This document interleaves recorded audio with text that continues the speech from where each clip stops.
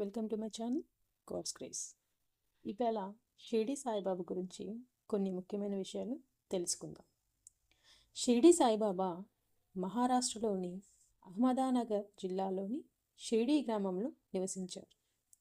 బాబా జన్మస్థలం, పేరు, తల్లిదండ్రుల వివరాలు ఎవరికీ స్పష్టంగా తెలియవు.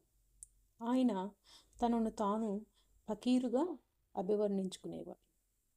బాబా షిరిడీలో ఒక పాత మసీదులో నివసించేవారు. దానికి ద్వారకామాయి అని పేరు పెట్టారు. ఆయన ముఖ్యమైన బోధనలు శ్రద్ధ, విశ్వాసం, భక్తి మరియు ఓర్పుగా బోధించేవారు.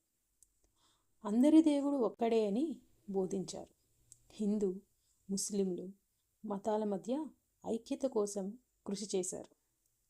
బాబా బోధనలో ప్రేమ, కరుణ, దానం, సంతృప్తి మరియు గురు పూజ ముఖ్యమైనవి. బాబా మసీదులో ఒక ధుని నిరంతరాయంగా వెలిగే మంట వెలిగించి అందులోని విభూదిని భక్తులకు ప్రసాదంగా ఇచ్చేవారు. బాబా అనేక మహత్తులు ప్రదర్శించేవారు. వ్యాధులు నయం చేయడం, కోరికలు తీర్చడం వంటివి చేశారు.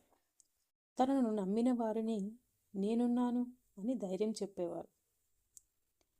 1918 అక్టోబరు 15న షిరిడీలో మహాసమాధిగా చెందారు.